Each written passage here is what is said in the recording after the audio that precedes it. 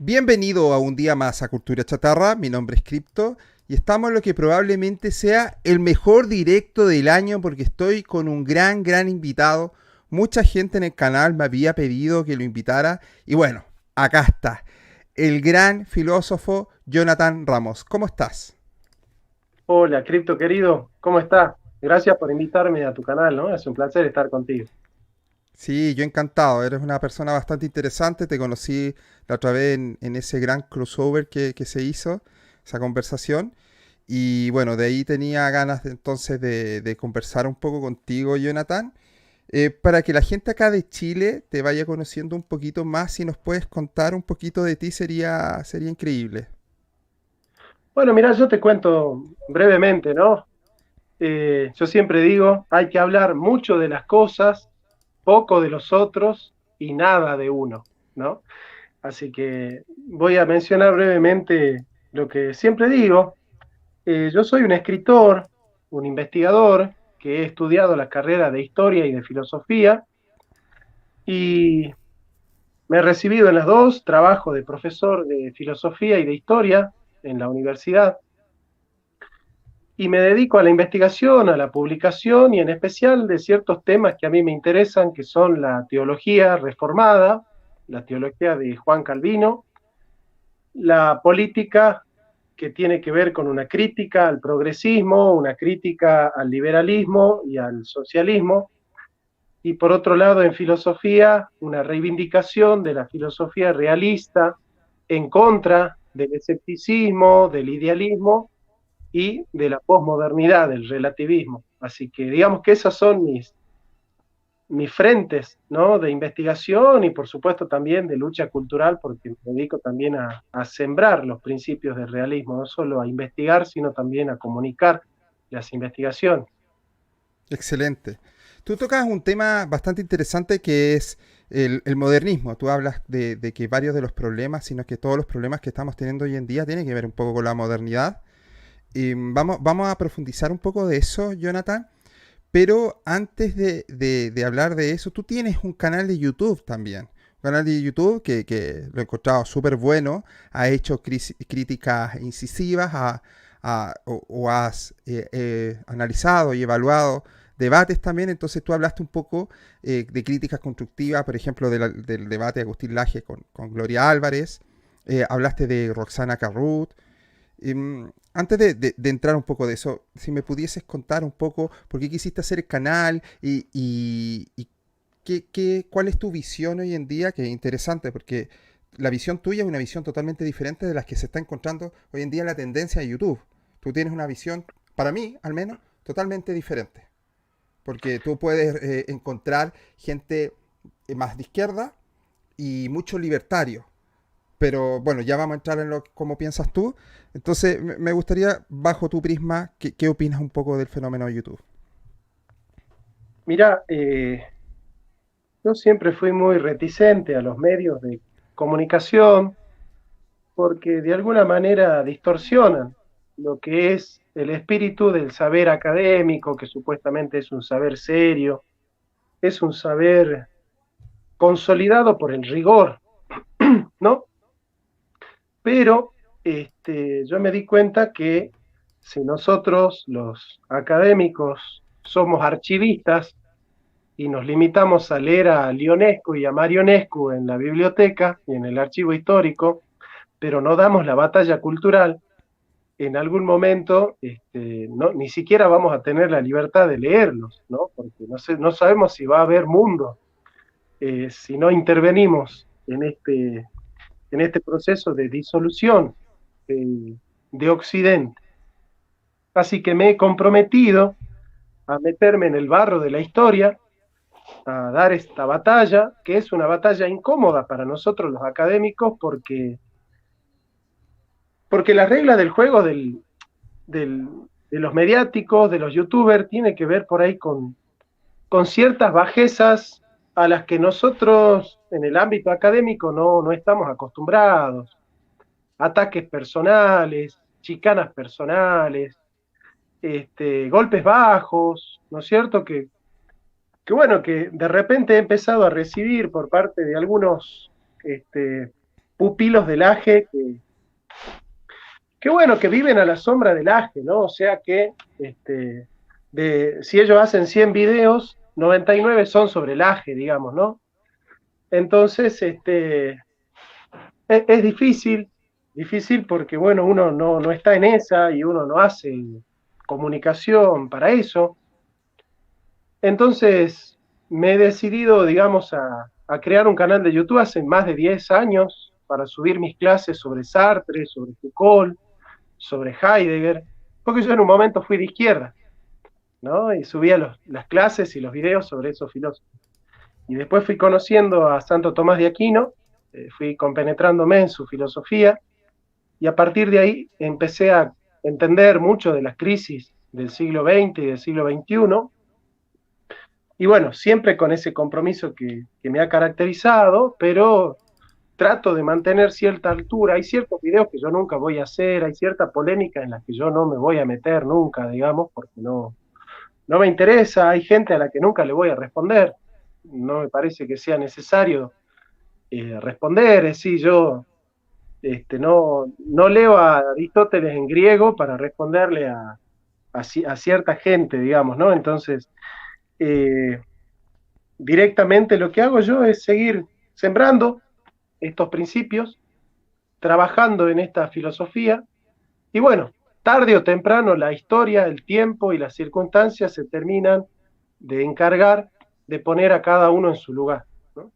En Sí. definitiva, al último, cada uno va a estar en su lugar. Mientras tanto, hay que hacer un trabajo serio, un trabajo responsable, un trabajo crítico, autocrítico también, porque vos fijate que yo también en mis videos estoy revisando todo el tiempo mis posturas, tratando de cambiarlas para poder tener esa autoridad de poder hablar de pensamiento crítico, siendo crítico con mis posturas y con mis dogmatismos también, ¿no? Así que yo tengo ese compromiso, digamos. Básicamente yo me dedico a esta difusión mediática con este objetivo, ¿no? De no perder lo poco que queda de Occidente en manos de estas falsas dicotomías, ¿no? Que para mí son eh, el socialismo y el liberalismo, la izquierda y la derecha, conservadores y progresistas, para mí son falsas dialécticas que ha construido la modernidad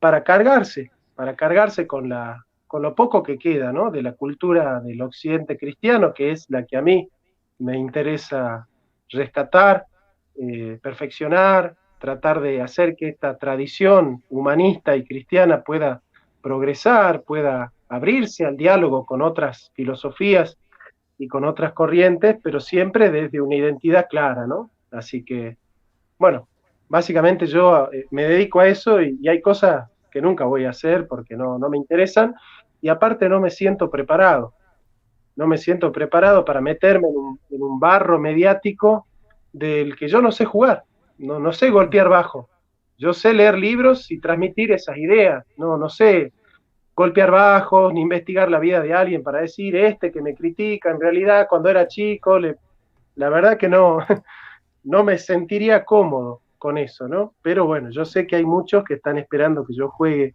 ese juego, así que lamento transmitirles que no voy a jugar.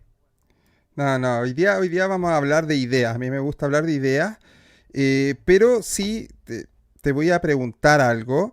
Te voy a preguntar específicamente por un youtuber, pero más que por el youtuber en sí, es por la idea que hay detrás. Me equivoqué al nombrarla, dije Roxana Carrut y es Roxana Kramer. Roxana Carrut es una chilena acá que está dando la pelea en el sur con toda esta eh, causa mapuche que le llaman algunos tipos que están utilizando esa causa para hacer etnoterrorismo básicamente. Y ella ha sido una víctima. Pero Roxana Kramer ha sido alguien que ha tomado bastante relevancia y ha hecho algo. A ver, como canal, me considero un canal antifeminista, ¿vale? Y he dado mis razones y he debatido por ella y seguiré conversando, no tengo ningún problema. Y claro, he traído mucha feminista liberal tratando de entender y haciendo entender también que el feminismo liberal es una tontería hablar de eso hoy en día. Pero Roxana Kramer creo que es aún más peligroso para mí, Porque ella habla de un feminismo científico. Y hoy en día, si tú le pones el apellido científico a algo, ya está. No se puede criticar porque es científico. ¿Cómo te vas a meter con algo que tiene el apellido científico? Tú hiciste una crítica muy buena. Si pudiésemos conversar un poquito, como para ir entrando en calor un poco en esta conversación, si me podrías contar un poco cuál fue tu crítica y la gente la vaya conociendo un poquito más. ¿Cómo no? Sí, sí. Roxana Kramer en realidad es una feminista científica, no es antifeminista, básicamente, que en política ella es socialdemócrata. ¿Sí? Ella pertenece a ese positivismo decimonónico trasnochado, ese socialismo científico, digamos, ¿no es cierto?, donde desde la ciencia dura ella trata de resolver los problemas de la humanidad, digamos, ¿no? Y transmitir pensamiento crítico. Siempre me resultó interesante, ¿no? Por algunos videos que hizo criticando al feminismo radical, a ciertos mitos del feminismo, ¿no? Con lo cual, muchos seguidores de Roxana eran conservadores y liberales, ¿no es cierto? Y de repente surge esta idea de que Roxana Kramer está a favor del aborto y en el debate de Agustín Laje contra Gloria Álvarez, ella hizo unas críticas, sí, hizo un video para analizar el debate donde lo que consistió ese análisis es en una crítica a Agustín, básicamente. O sea, a ella no le interesó analizar el debate, sino fijarse en lo que hace Agustín y criticar a Agustín, digamos. A mí me pareció deshonesto, primero, que le llame análisis del debate en vez de llamarle crítica a Agustín Laje, digamos, directamente. Hubiese dicho ella, yo hago un video criticando a Agustín Laje y punto. Y después las críticas fueron bastante absurdas. Es decir, para alguien que es doctora en filosofía, que le haga críticas a Agustín, donde Agustín tiene la razón y ella está equivocada, te tendría que dar vergüenza.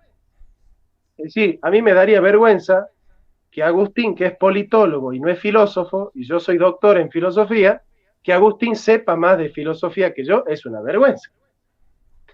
Entonces, ella dijo que y eso fue el error más grande de ella, ¿no? Se suele no llamar violencia a lo que se le realiza a un ente no sintiente, no sintiente, ¿no? O sea que el hombre, el hombre se define en su dignidad por sus operaciones, que ese es el error de la socialdemocracia, que es en realidad ius positivista. O sea, el hombre se convierte en hombre cuando piensa, el hombre se convierte en hombre cuando siente, el hombre se convierte en hombre cuando habla, cuando quiere, cuando elige. Bueno, el actualismo segundo va eligiendo con qué operación el hombre se hace hombre, ¿no? Entonces nosotros nos vemos en la obligación a estos positivistas decimonónicos, socialdemócratas, a explicarles un poco de metafísica, ¿no es cierto? Y la metafísica que yo he tratado de explicar a Roxana Kramer es que en realidad la operación sigue al ser, no el ser a la operación. Es decir, el árbol, el árbol muestra su esencia a través del fruto, pero no es que el fruto lo convierte al árbol en lo que es. Por ejemplo, el peral no se convierte en peral cuando da la primera pera, sino que el peral da la primera pera como un peral, como ya siendo un peral, digamos. Lo que hace que el árbol sea peral es en todo caso la semilla, la estructura, ¿no es cierto?, que tiene el árbol en su esencia, ¿no es cierto? Vamos a decir así, la raíz. Entonces, sostener que el hombre se hace hombre y tiene dignidad humana cuando puede realizar una operación, como por ejemplo sentir, como por ejemplo hablar, como por ejemplo pensar, como por ejemplo querer, es absurdo porque es poner el carro delante del caballo. Es como suponer entonces que el hombre solo es hombre mientras realiza cierta conducta. esto tiene dos graves errores. Primero, supone que, que el ser sigue a la operación, cuando en realidad es la operación la que sigue al ser. Nosotros los tomistas decimos operari sequitur esse, la operación sigue al ser. Es decir, la operación es una operación de una potencia y esa potencia es la potencia de una naturaleza. ¿Sí? Entonces, la operación siempre sigue a la potencia de una naturaleza. Y el otro error es que una persona entonces que no realiza esa operación en acto, deja de ser persona. Por ejemplo, si yo soy persona humana cuando siento, entonces cuando yo estoy, por ejemplo, anestesiado, ya no soy persona humana, ya no tengo derechos humanos, ya no tengo dignidad humana. Si yo, por ejemplo, tengo un problema en el sistema nervioso, ¿no es cierto? Y no puedo sentir dolor, entonces, porque se me ha hecho una lobotomía, por ejemplo, entonces yo ya no sería persona humana. Bueno, es absurdo definir la dignidad de la ontología humana en base a las operaciones. Las operaciones son el resultado de una naturaleza, pero el hombre no tiene derechos humanos por lo que hace, tiene derechos humanos por lo que es. Y en el debate, tanto Agustín Laje como Gloria Álvarez lo dejaron muy claro. Ellos no son ius positivistas, ellos son ius naturalistas. Entonces, que Roxana Kramer traiga el ius positivismo desde la socialdemocracia, que es un discurso ajeno a Gloria Álvarez y Agustín Laje, me parecía que no tenía nada que ver con la ciencia, porque la Academia Nacional de Medicina dijo que hay vida humana desde la concepción. Es decir, ¿qué dice la ciencia? Y Agustín lo entiende muy bien a esto. ¿Yo por qué voy a criticar a Agustín en lo que Agustín tiene razón? Yo sería un loco. La ciencia dice que en la concepción hay un nuevo individuo de la especie humana. La filosofía le llama al nuevo individuo de la especie humana persona humana, porque persona humana, prosofón, es toda sustancia individual de naturaleza racional. Fíjate vos que lo que define a la persona es la naturaleza y no la operación. Y el derecho, entonces la ciencia dice que hay un nuevo individuo de la especie humana, a ese nuevo individuo de la especie humana la filosofía le llama persona humana, y el derecho toma el concepto de persona de la filosofía realista, que es la que está ligada a la ciencia, y promulga y propone y prescribe el derecho positivo. Entonces el derecho positivo legaliza, prescribe en base al criterio filosófico. Y el criterio filosófico conceptualiza en base a la evidencia científica. Fíjate vos entonces cómo trabajan conjuntamente la ciencia, la filosofía y el derecho. Cuando se pervierte esta estructura y se trata de prescribir el derecho al margen de lo que dice la ciencia o al margen de lo que dice la filosofía realista, que es la que está abierta a la realidad del hombre, bueno, siempre queda la expedita la vía a la arbitrariedad. Y esto es lo que hizo Roxana Kramer, dio una definición arbitraria de lo que es el ser humano, porque vos elegís el sentimiento, otro va a elegir la voluntad, otro va a elegir el pensamiento, otro va a elegir el deseo. ¿Y con qué operación vos vas a definir al hombre? Es muy arbitrario. Entonces, esta persona que se llama a sí misma científica, que se llama a sí misma positivista, desconoce lo que dice la ciencia embriológica, lo que dice la ciencia médica, y arbitrariamente acudiendo a una definición filosófica, define arbitrariamente. Y esto es muy curioso porque ella me respondió en un Twitter. Y en el Twitter dijo, este filósofo no se da cuenta que cada uno tiene su pensamiento. Fíjate vos cómo ella, que es científica y positivista, para criticarme a mí se vuelve relativista. ¿No es cierto? Para responderme a mí se Completamente, torna. sí. Es una locura, sí, el relativismo. Quiero hablar, vamos a hablar un poco también del relativismo y más adelante me gustaría también hablar de un par de autores bien interesantes que creo que tu opinión va a ser eh, de aprendizaje para mí y para todos los que nos están escuchando. Pero antes de eso, Yo he visto tus videos, me ha tocado conversar contigo, como había dicho anteriormente, y debo confesar que te encuentro una persona extremadamente inteligente y muy culta. Pero me llama la atención algo de ti y que esto no se note como una crítica, ¿vale? Sino que me llama la atención porque realmente no es algo que me esperaba. Tú te defines como justicialista, ¿cierto?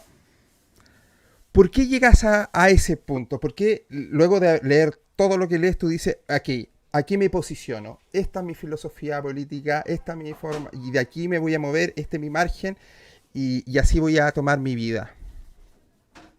Bueno, antes que nada, yo te quiero decir que si vos quisieras hacerlo como una crítica, tendrías todo el derecho del mundo y yo lo tomaría con todo gusto. Cualquier crítica que vos le hagas a mi postura, ¿no? Eh, Me encanta.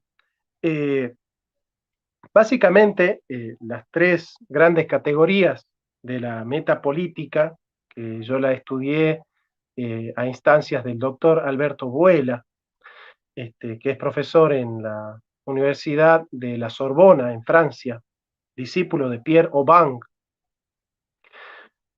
Las tres grandes categorías metapolíticas desde las cuales se sustentan los proyectos políticos son la libertad, la igualdad y la justicia. Bueno, más allá de que el socialismo está edificado bajo una plataforma metapolítica que tiene como objetivo la búsqueda de la igualdad, y más allá de que el liberalismo está edificado bajo una plataforma metapolítica que tiene como objetivo proponer la libertad, y aunque el concepto de igualdad y de libertad que definen el liberalismo y el socialismo son conceptos erróneos, son conceptos que no parten de una filosofía realista que está abierta a el a posteriori óntico del hombre, eh, yo considero que elaborar una plataforma política en base a la igualdad y a la libertad son políticas extraviadas. O sea, nosotros no podemos poner a la libertad como la categoría absoluta y tampoco a la igualdad. ¿Por qué no la igualdad?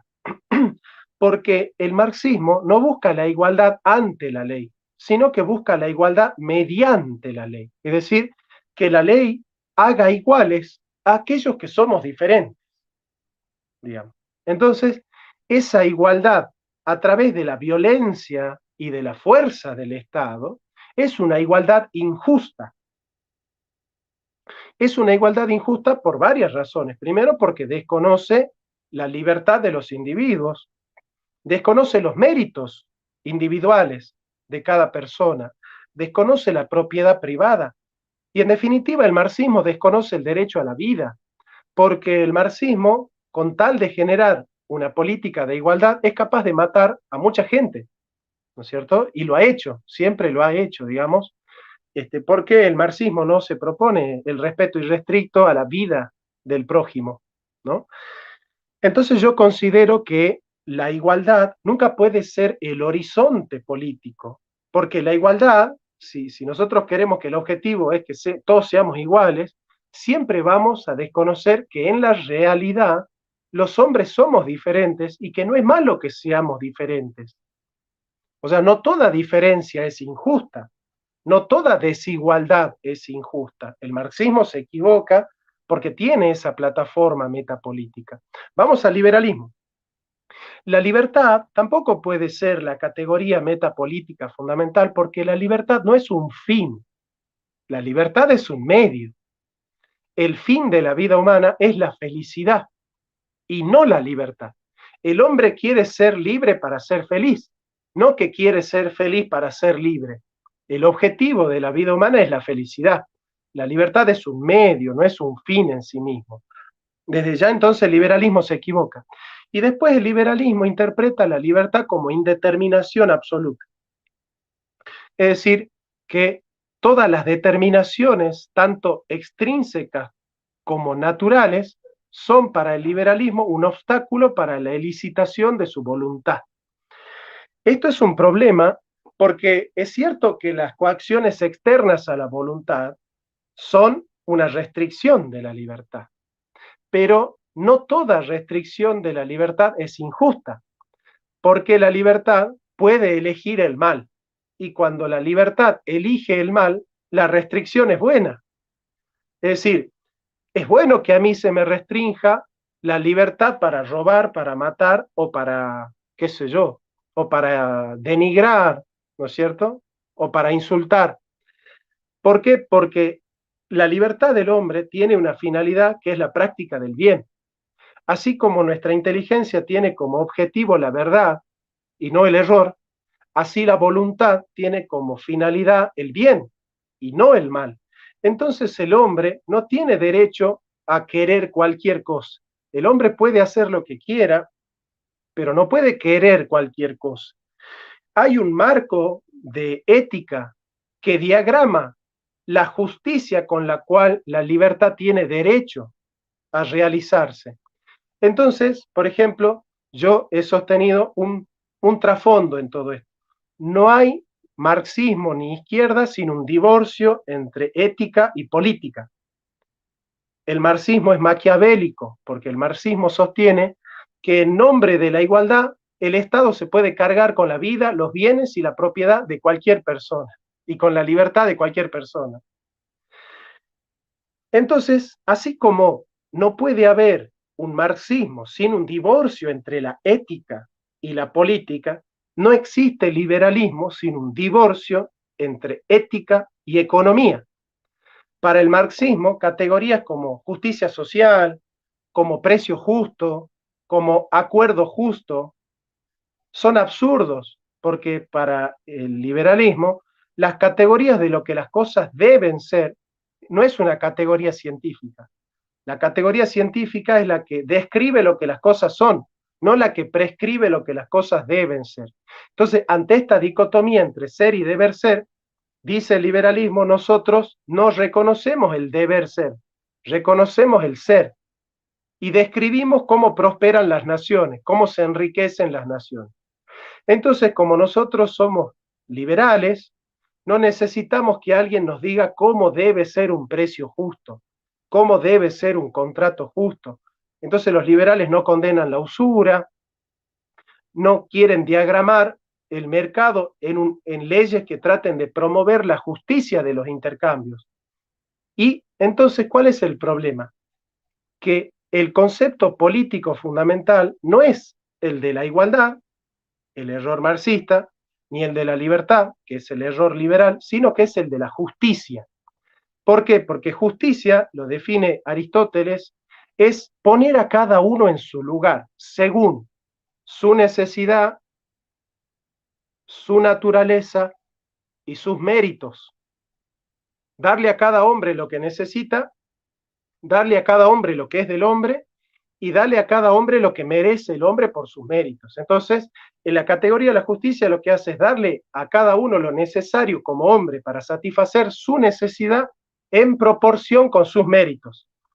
El marxismo desconoce los méritos, el liberalismo desconoce la necesidad, ¿no es cierto? Bien, entonces la justicia es la eterna y perpetua voluntad de darle a cada uno lo suyo. En una libertad absoluta, esa libertad siempre termina siendo la ventaja para el más fuerte. Nosotros nunca queremos que el más fuerte tenga la libertad de oprimir al más débil. Pero para frenar al más fuerte, nosotros no queremos usar un Estado totalitario, sino leyes.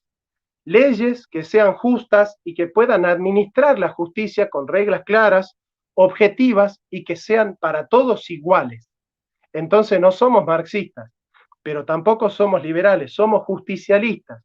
Planteamos que con las leyes justas, el Estado, habiendo promulgado leyes justas, puede administrar el mercado sin controlarlo y administrar el mercado en busca de una función social de la propiedad privada, en busca de la libertad de la comunidad, en busca del bienestar de la comunidad y en definitiva en busca de la felicidad de la comunidad. El objetivo de la justicia es que la comunidad sea feliz, porque no puede haber un individuo libre si no hay una comunidad libre. No puede haber un individuo realizado si no hay una comunidad realizada. Y así como el marxismo desconoce la individualidad, el liberalismo desconoce la vida colectiva y lo que es la organización de la comunidad organizada. Entonces nosotros, surfeando entre los vicios del liberalismo y del socialismo, hemos construido un esquema metapolítico de la justicia. Por eso no nos llamamos liberales y por eso no nos llamamos igualitaristas. Nos llamamos justicialistas porque nosotros buscamos la justicia. Jonathan, este sí puede ser una crítica, pero me gustaría que la hicieses tú en realidad. ¿Tienes alguna crítica, ya que estamos hablando de justicialismo? ¿Tienes alguna crítica con respecto a lo que trató de instaurar Perón? Bueno, yo acá voy a hacer distinciones. Ciertamente yo hace 3 semanas he hecho un vivo haciéndole una crítica a Darío Stanraiver, eh, donde yo comienzo diciendo que me voy a dejar de llamar peronista, que yo ya no me voy a llamar más peronista. Por 2 razones. Primero, por una razón teológica. Yo soy reformado y nosotros los reformados no seguimos a hombres. Seguimos a Dios, a Cristo, solus Christus, soli Deo gloria. Entonces yo no puedo militar bajo el nombre de una persona. El único nombre de persona que yo me banco tener es el de Jesucristo, nuestro Señor. Por un lado, esa es la razón teológica. La razón filosófica es que en realidad la doctrina de Perón no la hizo Perón, la hicieron filósofos muy importantes y mucho más inteligentes que Perón, como Arturo Sampay, Tomás Casares, el padre Benítez y tantos otros, ¿no? En ese esquema, yo prefiero entender que si el peronismo es una puesta en escena de la filosofía tomista y de la doctrina social de la Iglesia, cada vez que yo digo que soy peronista, yo tengo que explicar que no estoy de acuerdo con, qué sé yo, miles de políticas económicas y sociales y miles de extravagancias y de abusos que hizo el peronismo, proscribiendo medios de comunicación y bueno, ciertos excesos y ambigüedades propias de la dinámica política que claramente es distinta a la pureza del intelectual. Es decir, nunca el político va a tener la transparencia del académico, porque el académico piensa con ideas puras y el político tiene coyunturas que van y vienen, digamos, ¿no? Entonces, en ese sentido, yo he decidido abandonar el movimiento con el nombre de Perón, pero no he abandonado las banderas del justicialismo, no he abandonado las doctrinas del justicialismo. Así que los peronistas que me escuchan van a decir, ahí hay un compañero. Y sin embargo hay muchos que como yo no me llamo peronista, me pueden escuchar tranquilamente porque saben que yo no voy a estar con el bombo defendiendo al primer Gil que se pone una bandera de Perón y que quiere que todos los voten porque él es la salvación del país, digamos, porque yo en eso ya no creo. Y no hay ningún peronista que actualmente hoy me represente en la política, así que yo a los peronistas les digo, no voten a ningún peronista porque ninguno de los que está en política hoy sirve, ¿no? Así que soy un peronista medio sui generis en ese sentido, o soy un justicialista medio sui generis en ese sentido, porque soy el único justicialista que se permite criticar a Perón públicamente, porque yo cultivo el pensamiento crítico. A mí me encantaría que los liberales hagan una crítica al liberalismo y que los socialistas hagan una crítica al socialismo. Eso no es de traidor, eso es de gente inteligente, de gente crítica y de gente que tiene un espíritu amplio para analizar las cosas. Así que me permito completamente criticar a Perón y estoy de acuerdo con muchas críticas que hacen a Perón. Oye, Jonathan, bueno, me estaba acordando que hace poco salió un tipo que está defendiendo el peronismo libertario. Muy divertido eso. Ahora, con respecto a esto que dices tú, de la crítica que tú haces al peronismo, con respecto al justicialismo, que suena mejor tal vez en las aulas y en los libros, es algo que pasa lo mismo con nosotros los libertarios, los liberales. La mayoría de nuestra filosofía política cabe bien en los libros, pero a la hora de llevarlo a cabo se hace un poco más difícil. La medida económica sí, pero la filosofía política en general no. Y eso es un problema que ha tenido la filosofía en general, porque mucha gente espera que la filosofía resuelva problemas, y corrígeme si me equivoco, pero lo que hace la filosofía es generar más preguntas. Entonces ahí está un poco el conflicto, pero en el caso del marxismo, y aquí el golpe al marxismo, Marx era alguien que creía que la filosofía debía solucionar problemas, o sea, la filosofía debía bajar a los problemas del día a día. Entonces, que el marxismo no funcione, sí le podemos pegar a Marx, Sí podemos decir, oye, Mark, tú creías que la filosofía tenía que ser práctica y tu filosofía no ha funcionado. Perfecto, haces un análisis excelente porque Marx, en la tesis 11 sobre Feuerbach, dice, hasta el día de hoy los filósofos se han encargado de interpretar el mundo. De lo que se trata es de transformarlo. Ahora, cuando Marx le da a la filosofía el rol de transformar al mundo, disuelve la filosofía como filosofía y la convierte en política. Por eso vos fijate que los pensadores de izquierda hacen política. Digamos, los filósofos de izquierda, lo único que saben pensar es en política. No saben nada de economía, no saben nada de cultura, no saben nada del hombre, no saben nada de Dios, porque lo único que les interesa estudiar es política, ¿no es cierto? La microfísica del poder y bueno, y todo lo que está saliendo ahora de Foucault, ¿no? Tras del escándalo. Pero ciertamente, digamos que no existe izquierda sin un divorcio entre ética y política y sin una politización de toda la vida. O sea, el grave error de la izquierda es que privatiza el espacio público y politiza el espacio privado. Por ejemplo, el espacio privado es la elección sexual que hace el individuo.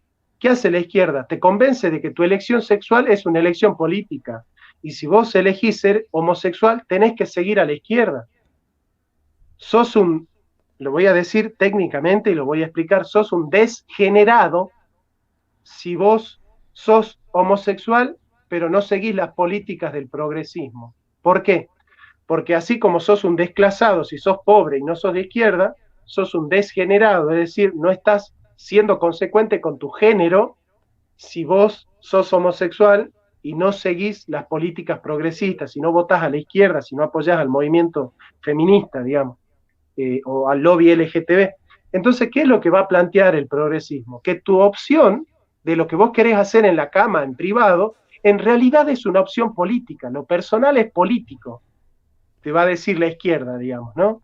Entonces lo que hacen es publicitar y politizar lo privado, mientras que privatizan lo público, porque a lo público, digamos, del espacio público se adueñan ellos, compran los espacios públicos, compran los medios de comunicación, compran las revistas y los diarios, compran la prensa, compran a YouTube, compran a Facebook y a Twitter, y privatizan el espacio público, cercenando y censurando a todos aquellos que piensan diferente. Entonces la izquierda es maravillosa, mientras que politiza lo privado, privatiza lo público. Entonces nosotros, obviamente que somos enemigos de la izquierda, lo que nosotros planteamos es que para salir de la izquierda no hay que caer en la derecha, para salir del socialismo no hay que caer en el liberalismo, porque son dos caras de la misma moneda. Es una falsa dicotomía que ha creado la modernidad. Y como el problema es la filosofía moderna, entonces nosotros no podemos decir quiero saltar del sartén y meterme en la olla, o me estoy quemando en la parrilla y me meto al sartén. No, nosotros no tenemos que ser quemados por ninguna de estas ideologías modernas. Por eso, para poder salir de esta crisis, es necesario reivindicar el pensamiento escolástico, y un pensamiento escolástico con un fuerte diálogo con la modernidad, con un fuerte diálogo con la hermenéutica, con un fuerte diálogo con la mística, pero un diálogo que está muy anclado, digamos, en el pensamiento clásico, digamos, ¿no? Entonces, nosotros somos críticos del liberalismo y del socialismo porque somos críticos de la modernidad. Nosotros sabemos que el problema es la filosofía moderna, es el proyecto moderno. Y en ese sentido, los liberales siempre se unen con los marxistas al reivindicar la modernidad, porque los liberales necesitan reivindicar la modernidad para reivindicar el proyecto liberal. Si nosotros destruimos el proyecto moderno, el liberalismo se cae solo, se cae a pedazos. Ya vamos a entrar a eso. Antes quiero hacerte llegar una pregunta que me pidieron que te la hiciera, que es que te preguntara sobre qué escuelas económicas sigues o si tienes cierta adherencia a la escuela de Salamanca, a la de Friburgo u otra, y por qué. Sí, a mí la escuela de Salamanca me gusta mucho porque es humanista, ¿eh? Y yo sigo el esquema del humanismo. Yo pertenezco a la escuela económica clásica. La económica escuela clásica es la teoría objetiva del valor. ¿sí? Y ahí están Adam Smith, David Ricardo, Marx y Perón, digamos, ¿no? Son los representantes del pensamiento clásico, digamos. Yo no soy neoclásico, combato a la escuela austríaca, a la escuela de Chicago, al consenso de Washington, a la socialdemocracia, a la escuela de Frankfurt, porque todas estas filosofías están montadas bajo el giro a la inmanencia que es propia del subjetivismo. Digamos, yo no puedo plantear en la moral valores objetivos y en la política y en la economía teoría subjetiva del valor, porque la subjetividad y la objetividad son dos proyectos totalmente distintos, digamos así. Y la teoría subjetiva del valor no se sostiene sin un divorcio entre ética y economía. Y como el pensamiento clásico sostiene que todas las relaciones humanas son relaciones éticas, la relación interpersonal es una relación ética, la relación de comercio es una relación ética y puede ser juzgada desde la ética. Y la ética lo que hace es prescribir una conducta. Y la prescripción de la conducta se refleja en la ley, y la ley cuando prescribe conductas éticas en el mercado, esa ley se llama ley de justicia social, lo que Aristóteles le llama leyes, la justicia sinalagmática, porque la palabra sinalagma en griego significa contrato. O sea que el primero que desarrolla la justicia contractual es Aristóteles. Los liberales se ríen de Aristóteles y de Santo Tomás cuando se habla de justicia contractual. ¿Qué es un contrato justo? Si los liberales dicen business is business, negocios son negocios, ¿no? Entonces, si los negocios son negocios, acá si yo he firmado un contrato con el otro, ese contrato es justo porque lo hemos firmado libremente. Y chao. Acá no hay que si tiene que el precio justo, que la teoría objetiva del valor, que hay que hacer un análisis del costo para ver si el margen es excesivo o no es excesivo. Bueno, nosotros sí, nosotros consideramos que la usura es un pecado en términos religiosos y es una injusticia en términos filosóficos. Sostenemos nosotros que el precio de la mercancía debe estar ajustado al costo. Nosotros nunca le vamos a pedir al productor que venda por debajo del costo, pero el margen no puede ser excesivo. El margen no puede ser excesivo porque si nosotros libramos al juego de la oferta y la demanda el precio en una dinámica subjetiva, entonces se da el pie para la usura y para que unos ganen en detrimento de otros, ¿no es cierto? Porque entre la oferta y el precio hay una relación proporcional, ¿Tú perdón, inversamente proporcional. pondrías topes máximos? Perdón por interrumpirte. ¿Pondrías topes máximos de precio? Depende, nosotros segmentamos en canasta básica, que son productos de consumo masivo, ¿no es cierto? Ahí nosotros ponemos un tope, ¿no es cierto? Por ejemplo, se puede subir entre un 3 y un 5% la canasta básica, que es la que come el pueblo. Después segmentamos en consumo selectivo y después segmentamos en consumo premium. En el consumo premium, el empresario puede recuperar aquello que está perdiendo en el consumo masivo.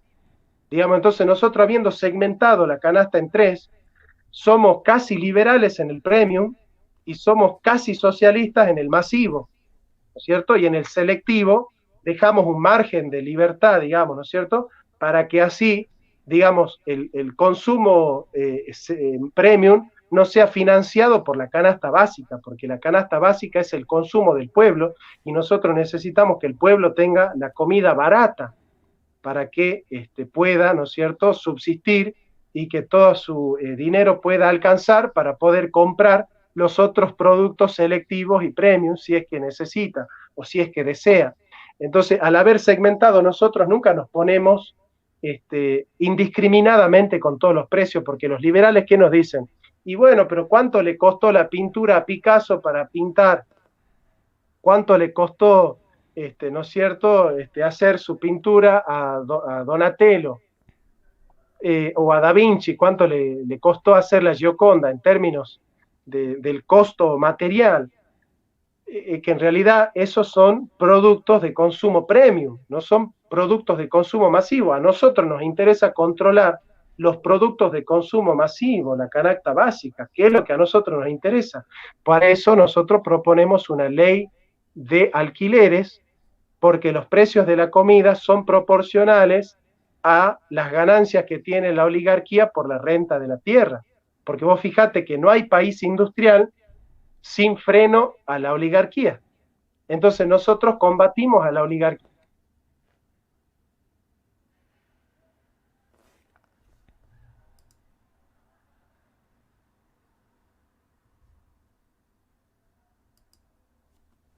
Jonathan, ¿te pegaste tú o yo? Ahí estoy. Ahí volviste. Ahí. Te habías cortado un segundo.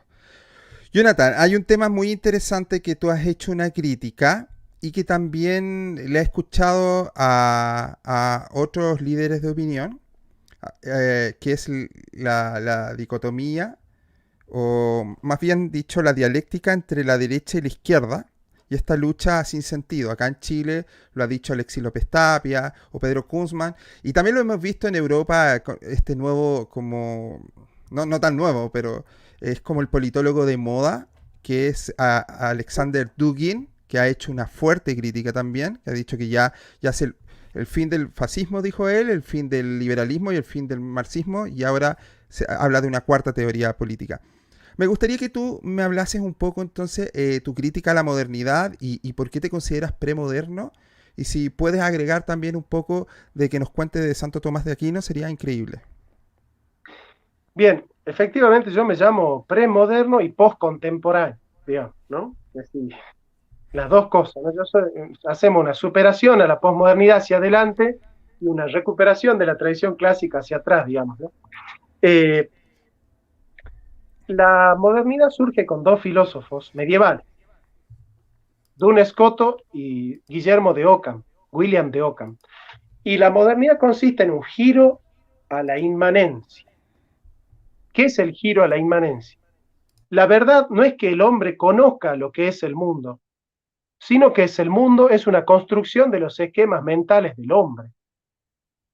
Entonces, ya no está abierta la vía para que el hombre pueda conocer al mundo, sino que la verdad es aquello que el hombre crea a través de su horizonte mental como categorías, como universal, o como flatus vocis, como voces, ¿no es cierto? Como voces en el aire, como nombres. Entonces, el nominalismo es una de las bases de la modernidad, y por otro lado, el voluntarismo. Yo te lo desarrollo el esquema de Santo Tomás de Aquino y vas a entender. Santo Tomás de Aquino tiene en su estructura filosófica tres premisas. Existe la realidad, esa realidad es independiente del conocimiento y de la voluntad del hombre, y nosotros podemos conocerla. Esa es la estructura del pensamiento clásico. Existe la realidad, esa realidad es independiente de nosotros y podemos conocerla. ¿Qué va a decir la modernidad? La realidad en sí misma no existe, sino que es una construcción de las categorías del sujeto. O sea que la realidad no es independiente de nuestra estructura cognitiva o sujeto trascendental, dirá Kant. Y por otro lado, la modernidad escéptica va a decir, si existe la realidad, no podemos conocer. Lo que es el noúmeno, la cosa en sí misma, no la podemos conocer. Entonces, ha surgido la filosofía moderna como ideología. ¿Qué es la ideología? Es una idea que se construye a priori para resolver, independientemente del contacto con la realidad, todos los problemas del hombre. Como la filosofía moderna ha cercenado el acceso a la realidad, se ha convertido en subjetivista por el giro a la inmanencia. Entonces, ¿qué es la libertad para el moderno? La capacidad que tiene el hombre para practicar un bien natural objetivo, universal, dado por Dios en la naturaleza. No, ¿qué es la libertad para el moderno? La libertad es el derecho que tiene cada hombre a elicitar su voluntad según el esquema de su propio proyecto de vida. Entonces, ¿cómo define el liberalismo su proyecto? Es el respeto irrestricto al proyecto de vida del prójimo. ¿Por qué? Porque el proyecto de vida del prójimo lo construye cada uno. Nosotros los realistas decimos que el sentido de la vida no lo construye el sujeto, sino que viene dado. Nosotros no tenemos que darle sentido a la vida. Nosotros tenemos que encontrar tenemos que descubrir el sentido de la vida. El sentido de la vida es objetivo, no es subjetivo. En este sentido, nosotros somos objetivos, o somos realistas. Nosotros creemos que la inteligencia es la capacidad del hombre para conocer la verdad. Para el moderno, la inteligencia es la capacidad del hombre para construir la verdad. Para nosotros, la voluntad es la capacidad del hombre para practicar el bien. Para el moderno, la voluntad es la capacidad del hombre para construir el bien. Como dice Duns Scotus, y ahí termino, Duns Scotus dice, las cosas no son queridas porque son buenas, sino que son buenas porque son queridas. Nosotros decimos, volitum quia bonum, lo quiero porque es bueno. En cambio, los modernos dicen bonum quia volitum. Las cosas son buenas porque son queridas. Entonces, es la voluntad inmanente, la autonomía inmanente del sujeto la que construye el proyecto de vida. Y los otros lo tienen que respetar. Por más que ese proyecto de vida sea absurdo.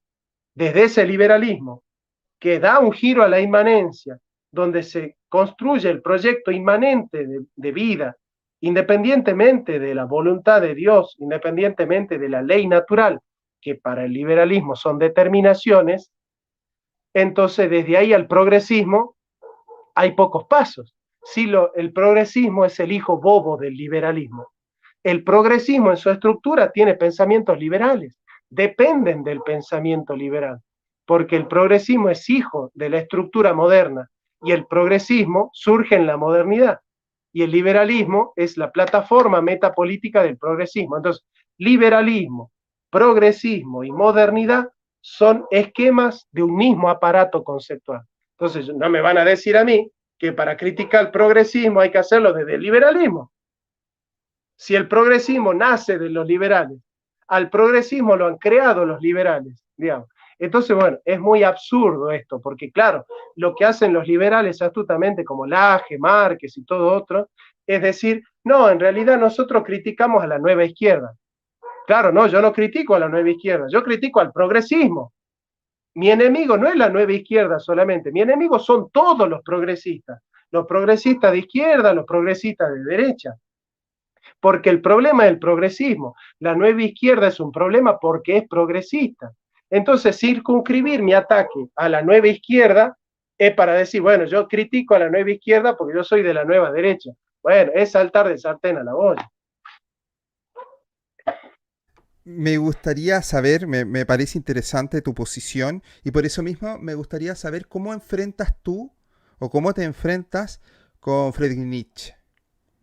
¿Cuál es tu visión con respecto a la gran crítica que él hizo, por ejemplo, a los valores cristianos, como iban en franca decadencia, como él habla un poco del Übermensch, como él habla del resentimiento, el resentiment que tiene el hombre y que por eso, por ejemplo, yo con eso justifico mucho la izquierda de hoy en día, a través de ese resentimiento del motor de un continuo en el marxismo? Me gustaría saber cuál es tu respuesta a Friedrich Nietzsche. Nietzsche es muy ambiguo porque hay un Nietzsche de izquierda, que es el Nietzsche postmoderno, y hay un Nietzsche de derecha, ¿no? Para mí el más fiel al pensamiento de Nietzsche es el Nietzsche de derecha, ¿no es cierto? Es el Nietzsche que está ligado al nacionalsocialismo. Aunque Nietzsche no era tan antisemita en algunas cosas, sobre todo en su crítica a Wagner, ¿no? Por un lado, en el origen de la moral, en la genealogía de la moral, Nietzsche va a decir que, claro, que como lo define Max Scheler, ¿no? El resentimiento es el odio acumulado por no poder vengar la ofensa, ¿no? Entonces, de alguna manera, el resentido siente que en su impotencia por poder vengar la ofensa, transvalora la moral y le llama al débil, le llama al débil bueno y le llama al poderoso malo, cuando en realidad para Nietzsche la ética consiste en aquello que nos da poder. Para Nietzsche la ética consiste en decirle que sí a todo, incluso aquello que nos destruye por la voluntad de poder, que tiene la dinámica de la conservación y el aumento, aquello que me da espacio vital, aquello que me hace aumentar la vida, porque Nietzsche es un furioso antiplatonista y afirma radicalmente el suelo nutricio de la vida. Entonces, ¿qué es el Übermensch? Ahí empieza hacia los Zaratustra, Nietzsche dice, la grandeza del hombre está en ser un puente y no una meta. Lo que del hombre se puede amar es que es un tránsito y un ocaso. Acá surge en el esquema de Foucault el transhumanismo, pero hay una superación del hombre por el superhombre. En este esquema, el superhombre es aquel que deja atrás la moral de los esclavos a través de aferrarse decididamente por los valores del poder, decirle que no a la misericordia, a la piedad, a la compasión, que son los elementos propios de los débiles, ¿no? Yo creo que ahí está el Nietzsche de derecha, ¿no? Digamos, qué sé yo le escucho a Milei cuando dice el usurero es un héroe, y yo lo estoy escuchando un poco a Nietzsche, ¿no? Como diciendo, yo le digo que sí a todo, ¿no? Yo le digo, soy un goloso como el amo hegeliano, ¿no? Que solo sabe gozar, digamos, ¿no? Entonces, acá no me vengan con precios justos, con justicia social, con misericordia con el pobre, que se la gane, que haga méritos, que trabaje, hombre. ¿No es cierto? Este esquema de no hacer política con la misericordia, con la justicia, con la piedad, digamos, ¿no? Como que, para mí el usurero es un héroe. Bueno, este es el Nietzsche de derecha, ¿no? Y el Nietzsche de izquierda es el Nietzsche sobre verdad y mentira en sentido extramoral, donde Nietzsche dice, frente al positivismo, que dice que solo hay hechos, para mí no hay hechos, más bien solo interpretaciones. Entonces ese es el Nietzsche de la posverdad. Es el Nietzsche que dice, cada vez que alguien habla en nombre de la verdad, en realidad está ocultando una lucha de poder, porque la verdad es la mentira más eficiente. En ese sentido, por ejemplo, el Nietzsche de izquierda es Darío Stanriver. Milei es el Nietzsche de derecha, digamos, ¿no? Entonces, de alguna manera Nietzsche sirve tanto para los trasnochados socialdemócratas que en nombre de la justicia social buscan políticas resentidas, llamándole a la reivindicación justicia, y el Nietzsche de derecha le sirve bien a los liberales, ¿no es cierto?, que en su economía no aparece nunca la palabra misericordia, justicia, compasión, equidad y todas esas cosas que para estos liberales es la moral de los esclavos, ¿no? Es extrapolar categorías religiosas a un análisis puramente científico, porque los liberales no pueden ser liberales sin positivismo. Entonces te tienen que decir que cada vez que vos hablas de ética, estás hablando de religión, y la ética y la ciencia no tienen nada que ver. Cada vez que un liberal te diga que la ética y la ciencia no tienen nada que ver, está expresando profundamente el pensamiento de Nietzsche. Ya que lo nombraste un par de veces también, y aprovechando de que estamos hablando de Nietzsche, y el tema de las interpretaciones, y antes hablamos también con los micropoderes, me gustaría que habláramos un poco de Foucault, que también mencionaste que Foucault hace poco lo funaron, le hicieron una funa porque se dieron cuenta que era algo pervertido. Mira, imagínate si siguen leyendo otros filósofos, quizás de qué se encuentren. Me gustaría saber, yo veo mucho Foucault hoy en día, veo mucho Foucault en estos jóvenes combatientes, revolucionarios que están ahora por todo el mundo botando estatuas, juzgando con una lupa de una moral actual, hablando de tanta de una historia de oprimidos y opresores, de esto que tanto le gustaba a Foucault, de hablar de los profesores con el alumno, también anti-hospital y psiquiátrico, anticarcelario, se escucha el movimiento feminista, saca carteles, no estamos todas, faltan las que están en la cárcel. Me gustaría saber de tu parte qué te parece la influencia de Foucault y qué te parece Bueno, que se enseñe y se idolatre en cierta manera tanto en las universidades. bueno, Foucault no es un pensador fácil, ¿no? Por de pronto hay muchas cosas de Foucault que estarían en contra del feminismo. El feminismo plantea que el problema es el varón, por ejemplo, ¿no? Foucault dice, en realidad, en la microfísica del poder, todos somos el problema. Es decir, Foucault, en Introducción a una vida no fascista, dice, todos somos violentos, ¿eh? Dice Foucault, no vengan a dividirme la sociedad en que acá están los buenos y allá están los malos. Eso es absurdo, dice Foucault. ¿No es cierto? Bueno, este esquema estaría muy en contra del feminismo. Del feminismo que dice, no, el problema no es la mujer, el problema es el varón. El problema, los malos son los otros, digamos, ¿no?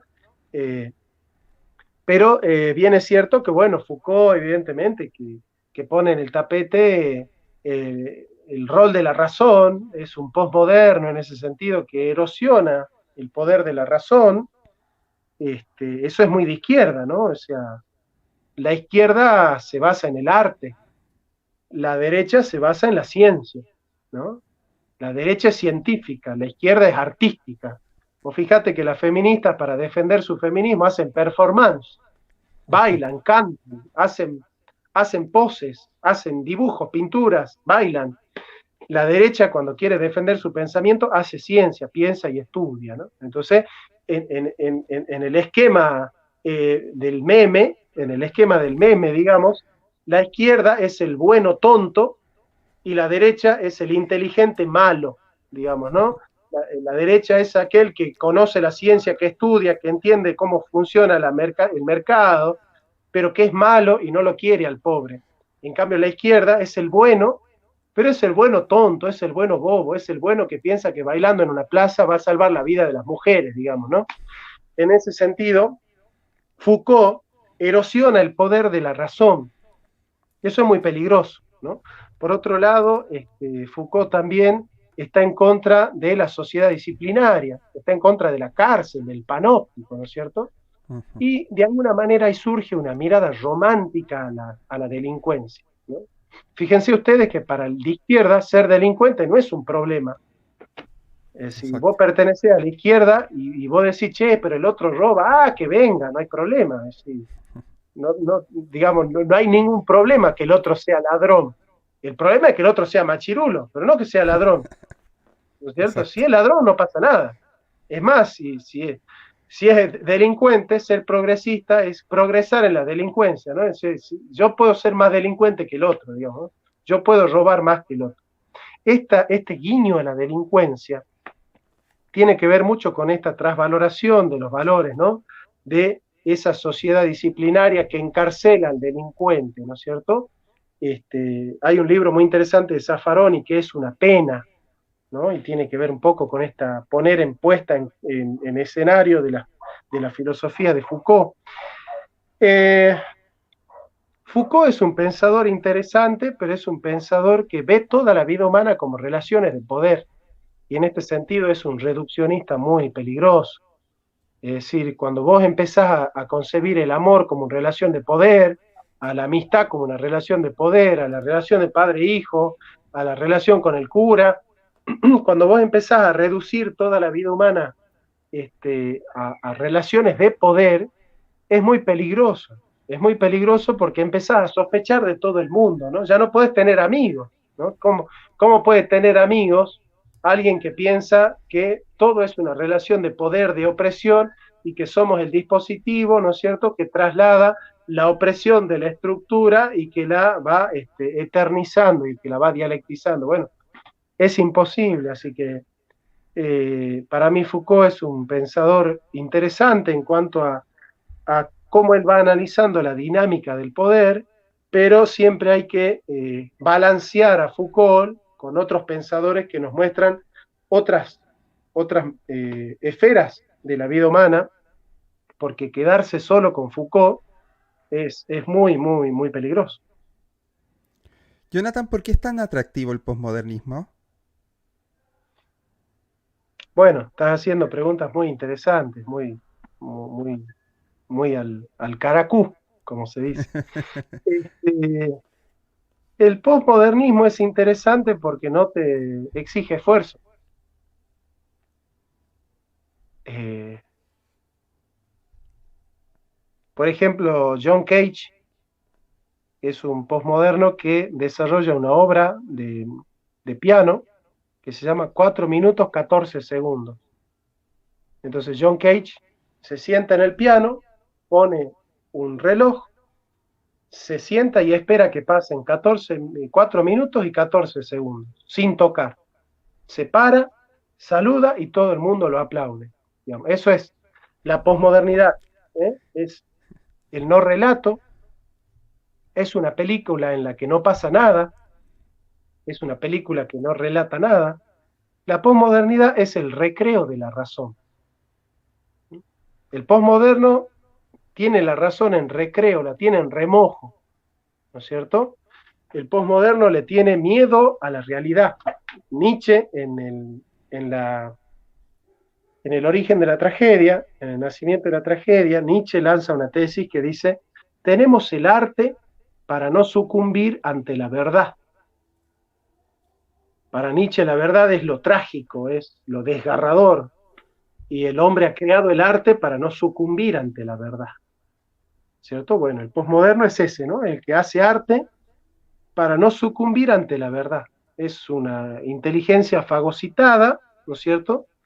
Eh, es un pensamiento débil, como dice Bátimo, es un pensamiento débil, un pensamiento que no puede organizar la estructura del universo, conocerla, no puede descubrir las leyes del mercado, no puede descubrir al cuerpo humano, no sabe nada del cuerpo humano. Entonces, se venden ideologías a personas que tienen fagocitado el cerebro, y ser posmoderno es eso, ¿no? Es decir, ojo, no hables de la verdad, porque la verdad es violenta. Ojo, no hables de la realidad, eso es fascismo. No hables de la naturaleza del hombre, eso es ser retrógrado. No hables de la realidad, no hables del universo, no hables de la ciencia, eso es ser fascista. Entonces, claro, como ya no se puede hablar de ciencia, no se puede hablar de realidad, no se puede hablar de verdad, no se puede hablar de esencia, no se puede hablar de naturaleza. ¿Y qué es lo que queda? El arte. El arte. ¿Y qué es el arte? La imaginación al poder. Entonces, ¿qué es la posmodernidad? La posmodernidad es la reducción de filosofía a política, la división entre ética y arte, y la conversión de arte en política. Entonces, ¿qué dice? La filosofía es política, el arte es, la filosofía es arte, la filosofía es política, la política es arte, y el arte no es moral. Ese es el movimiento de la posmodernidad. La voy a explicar de nuevo. Dicen, la filosofía es política, eso lo dijo Nietzsche, perdón, Marx. Marx dijo, la filosofía es política, no está hecha para interpretar, sino para transformar el mundo. La política es arte, eso lo dijo Nietzsche. Y el arte no tiene nada que ver con la moral, eso lo dijo Kierkegaard, ¿no? Entonces, al haber reducido filosofía política, al haber reducido la política a arte, y al haber reducido el arte quitándole la moral, queda el posmoderno. Entonces el posmoderno, ¿qué dice? Arte es arrojar sangre menstrual en la pared, ¿no es cierto?, en busca de la emancipación de la mujer. ¿Ve? Ahí está reducida el arte a lo grotesco, que no tiene nada que ver con la moral. Ese arte tiene como finalidad la emancipación de la mujer, es decir, es algo político, y en el fondo eso político tiene un proyecto filosófico, ¿no?, que es la modernidad.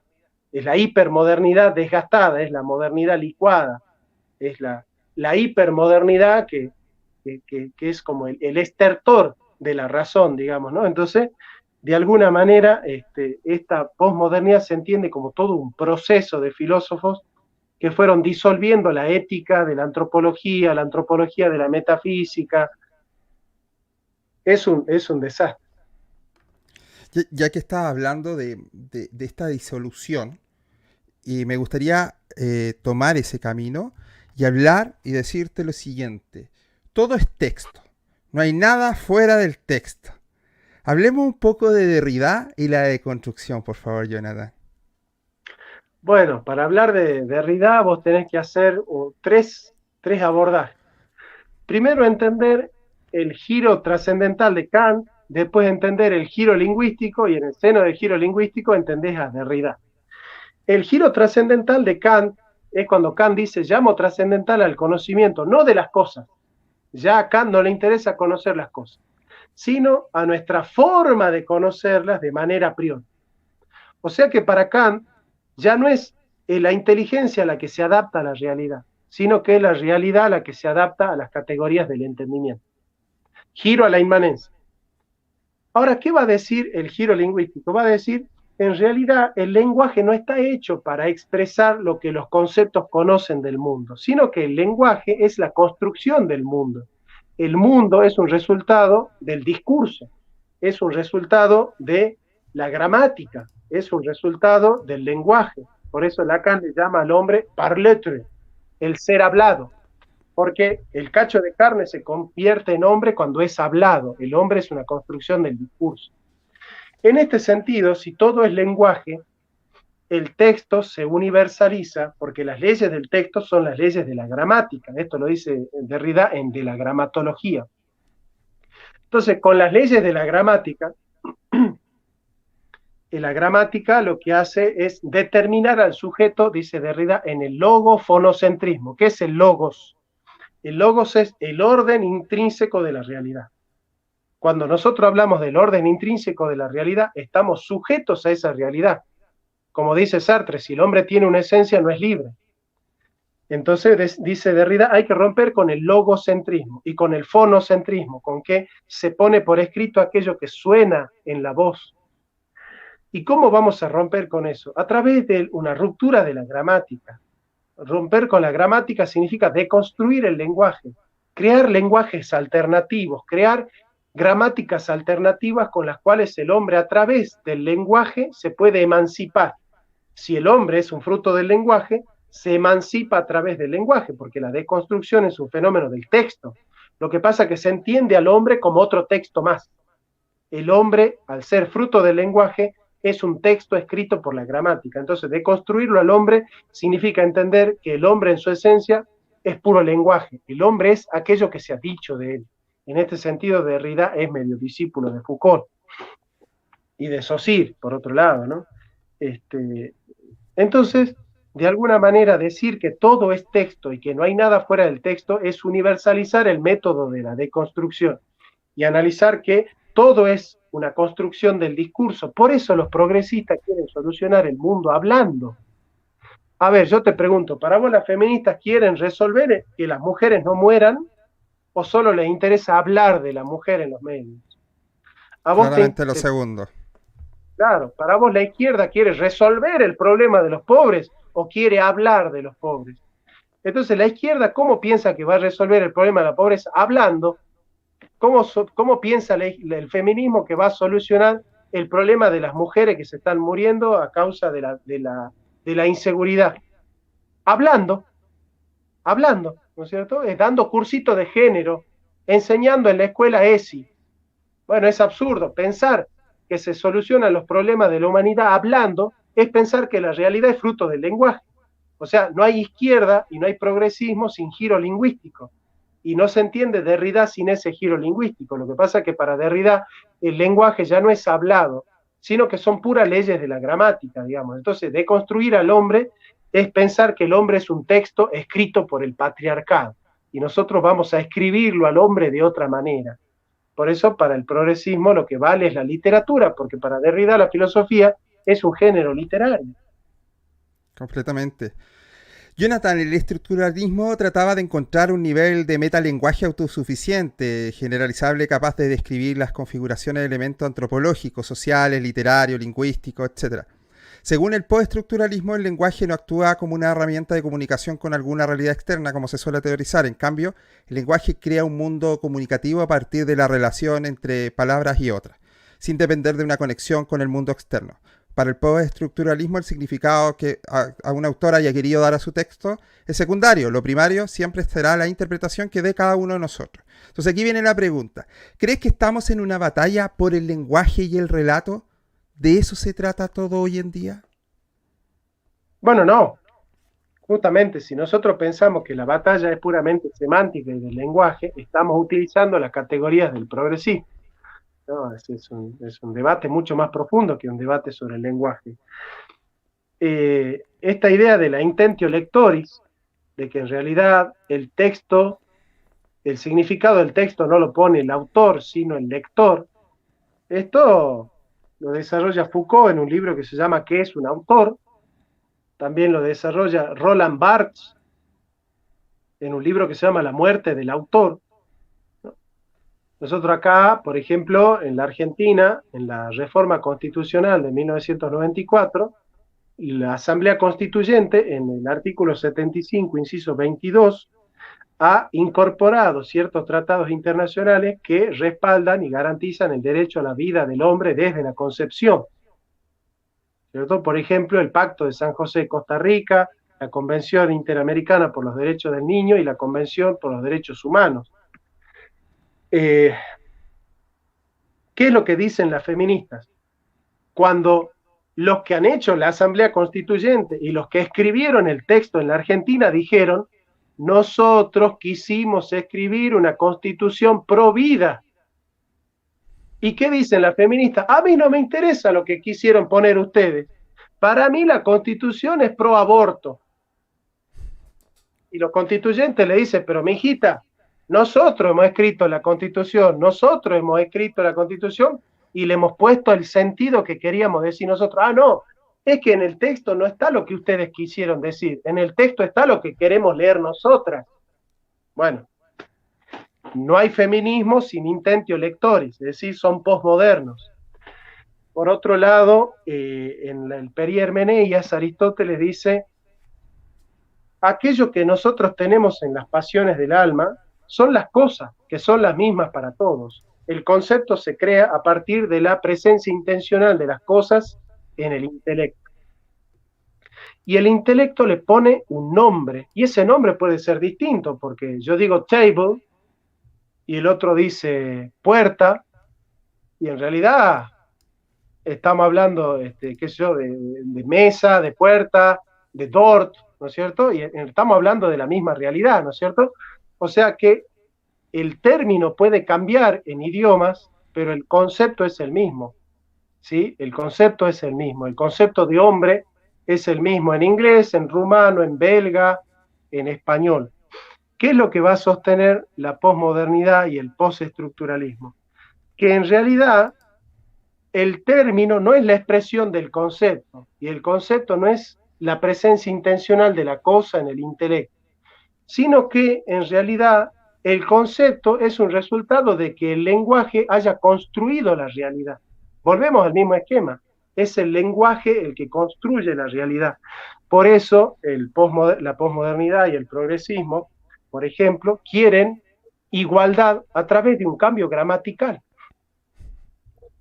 Yo no le llamo lenguaje inclusivo porque el lenguaje es el discurso, lenguaje es la semántica, lenguaje es la sintáctica, lenguaje es la pragmática. En cambio, el progresismo lo que hace es un cambio gramatical.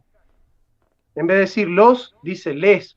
Eso es un cambio gramatical que no tiene nada que ver con el lenguaje. No se puede llamar lenguaje inclusivo porque eso no es lenguaje, es gramática. Eso es Derrida. Y con un cambio gramatical piensan que los homosexuales van a vivir mejor, como que el problema de los homosexuales es la letra O. El problema de los homosexuales no es que no consiguen trabajo, el problema de los homosexuales no es que por las noches no pueden caminar libremente porque los golpean. El problema del lenguaje es que cuando se habla se pronuncia la letra O.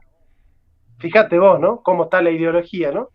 Entonces, ¿cómo vamos a solucionar el problema de los homosexuales? Hablando. Volvemos a lo mismo de siempre, digamos.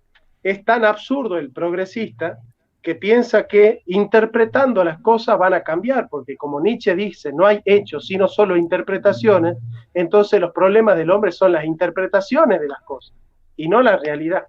El punto de partida del progresista no es la realidad, sino la interpretación sobre la realidad, porque ya no interesa interpretarlo al mundo, sino transformarlo. Entonces se entiende Nietzsche, Freud y Marx desde el mismo esquema de los filósofos de la sospecha que desarrolla Paul Ricoeur. Excelente, totalmente de acuerdo. Y Jonathan, para ir terminando, vi tu último video, un video desafiante. De hecho, literalmente es un desafío tuyo, en el cual hace una crítica, si mal no recuerdo, es una crítica al liberal conservador. Así le pusiste, ¿cierto? El título del video. Entonces, ¿Sí? donde tú hacías una crítica bastante incisiva e instabas a quien quisiera rebatir los puntos, tú estabas abierto a ellos. Por qué nació eso? Cuéntame un poco. Eh,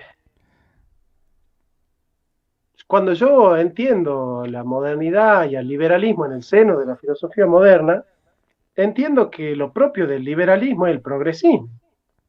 Es decir, no puede ser liberal conservador. Cuando uno es liberal conservador, tiene que ser un poco menos liberal o un poco menos conservador. Para ser conservador, y eso se lo pueden preguntar a Lukács, para ser conservador uno tiene que entender que el criterio fundamental es el criterio moral. Pero el liberal tiene que sostener que en la economía no puede haber moral, porque en la economía tiene que haber libertad. y libre de la moralidad, incluso, ¿no es cierto? Libre del Estado y libre de la moral para que los sujetos hagan lo que quieran, para que los sujetos intercambien como quieran, para que los sujetos hagan el contrato que quieran, digamos, ¿no? Y si quieren ese contrato es justo porque lo quieren y nada más, digamos, ¿no? O sea que si es libre, es justo, no es justo por otras cuestiones morales, digamos.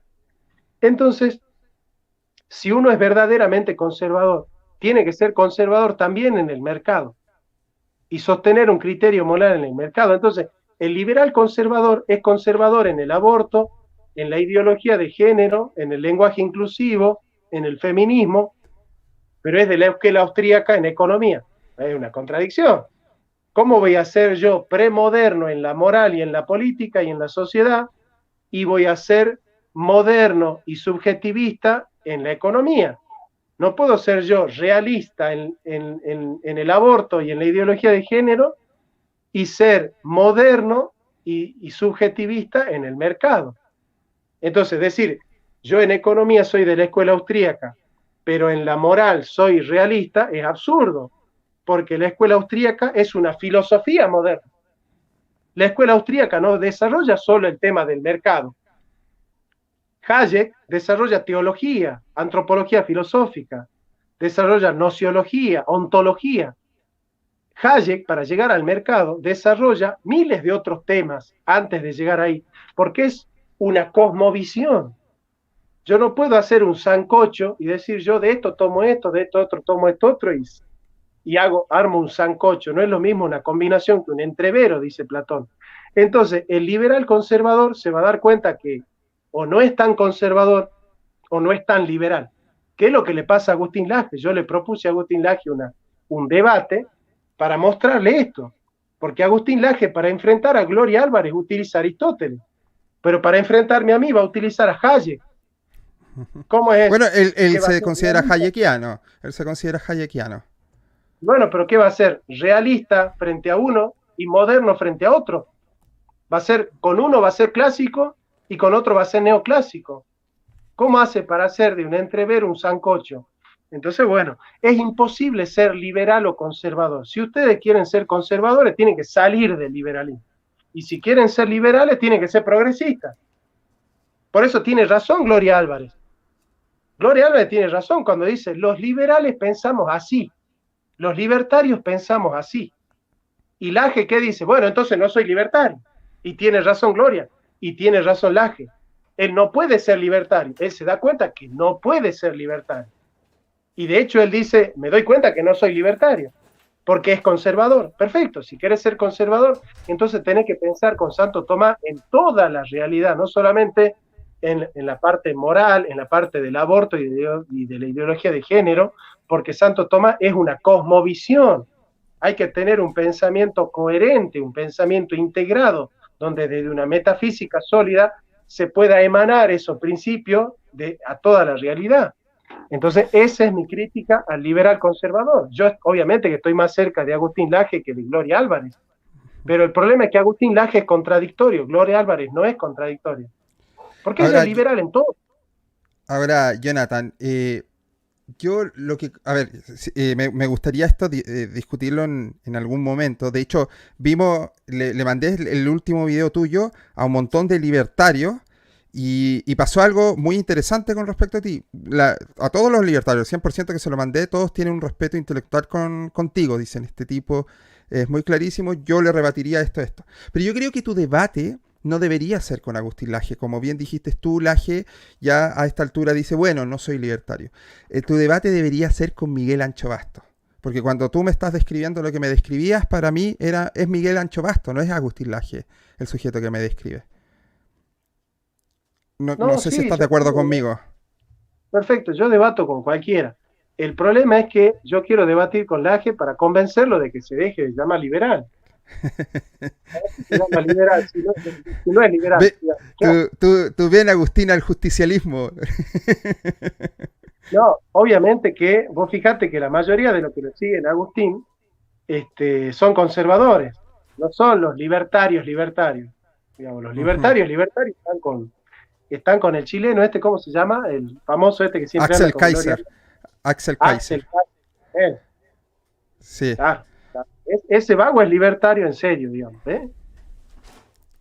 Pero él, eh, no, en realidad no sé si es antiaborto, te mentiría, no, no estoy tan seguro.